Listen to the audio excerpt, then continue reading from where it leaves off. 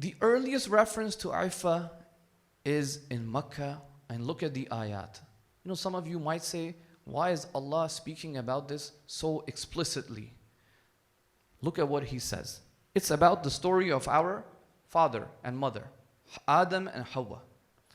Allah subhanahu wa ta'ala says, فَوَسْوَسَ لَهُمَ الشَّيْطَانِ Shaytan did waswasa to them. Waswas, he whispered into them, and he says, لِيُبْدِيَ لَهُمَا مَا وُرِيَ عَنْهُمَا مِنْ سَوْآتِهِمَا Shaytan tempted them in order to expose what was hidden of their nakedness. And he said that your Lord has forbidden this tree to you. Remember, they were not supposed to eat from the plant or the tree, from the shajara. He comes to them and he says, hey, Adam alayhi salam, oh Hawa, your God only told you not to eat from this because guess what? If you eat from this, you will become angels and you will become immortal. Because humans have this desire of living forever. So Shaitan comes and he tempts them. He says, hey, if you eat this, Allah is just trying to trick you. If you eat this, you will become immortal. It sounds very much like the Western society today. They give you all these tools for you to indulge in your shahawat, in alcohols, and all of these dating apps and all of these communication tools that are outside, and they package it in a very nice and in a way that sounds very harmless. Hey, this is just a communication tool. I just messaged the girls on it, or I just messaged the boys on it. It's harmless. It's the same conversation that Shaitan is having with Adam and Hawa. Hey, just eat it. It will become immortal. وَقَاسَمَهُمَا إِنِّي لَكُمَا لَمِنَ النَّاصِحِينَ Shaitan says, hey, I swear to God, I'm just a well-wisher for you. I'm a sincere advisor for you. It honestly sounds like our society today. This is literally how the Western media and the propaganda, they speak to us today. We are the people of virtue and morals, and we will impart morals and virtue to all of you. And in fact, we will even impose it on these different countries. For decades, they said we are the bastions of human rights and morals and the United Nations Declaration of Human Rights and all of that discussion that they have been doing for decades. There were smart people and ulama in our communities that always knew that this was a shaitani thing, that there was a great Satan behind this. There were ulama that always knew this, and they called it out decades ago. Some of us, it was hard for us to believe because the temptation of the shaitan is too much. But in the last couple of months, it's as if like anything these guys say, we actually feel a disgust. If they even try to pretend like they're being moral. It's a disgusting feeling that we get from them now because they have exposed themselves. Anyways, so Shaitan comes to Adam and Hawa. He says, I am your sincere advisor.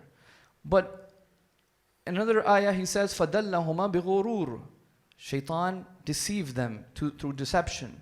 And when they tasted the tree, their nakedness was exposed. طَفِقَا يَخْصِفَانِ عَلَيْهِمَا مِنْ وَرَقِ الْجَنَّةِ When their private parts were exposed, and we have narrations from Imam Sadiq alayhi salam that explains, how were they covered before? Because they were in heaven. And the first thing they did, even though they are mahram to one another, is that they took whatever they could find in Jannah, some sort of leaves or plants, and they immediately covered themselves. This is a message for the Meccans, who at that time, I remember I mentioned the other day, these ayat were revealed in Mecca because some of the Meccans were doing tawaf naked. They would put these animal bones around them, and they had all these superstitious ideas. They would do tawaf of the Kaaba, brothers and sisters. It sounds, I know, very strange. But that was literally the society. They are literally violating the sanctity of the haram of Allah subhanahu wa ta'ala, behaving this way. But Allah has to fix them. There has to be a way to fix them. Not an immediate punishment. Allah will remind them that, hey, chastity is actually the initial default state that you should be in. These ayat say that when you transgress against the command of Allah subhanahu wa ta'ala, when you commit a mistake or a sin and a transgression, you essentially end up polluting your fitrah. Now look at what Allah says in another ayah. Ya bani Adam, qad anzalna alaykum libasan. Allah subhanahu wa ta'ala says, O Bani Adam, O the children of Adam, I have provided for you, the literal translation says, I have sent down on you, but I have provided for you libas, clothes, so that you can cover yourself with these clothes, and they can also act as a source of, beauty. Clothing is a good thing. But he says something else, and he says, but libas to taqwa is better, even better than that. If you have taqwa, which is closely linked with chastity, self-control, God consciousness, that is even better. Meaning you wear and adorn the outer garment that Allah is sending. So the clothes that you and I are all wearing, Allah is attributing the creation of them and the sending down of them to Himself. This is a divine gift of Allah subhanahu wa ta'ala that He's given to us. Removal of this is a kufr of the ni'mah and the blessings of Allah subhanahu wa ta'ala. That's what it ends up meaning. That Allah is saying, I am gifting you the clothes. Put them on. Our societies today say, hey, the more you take it off, the better it is. Can there be a bigger kufr in the face of Allah subhanahu wa ta'ala?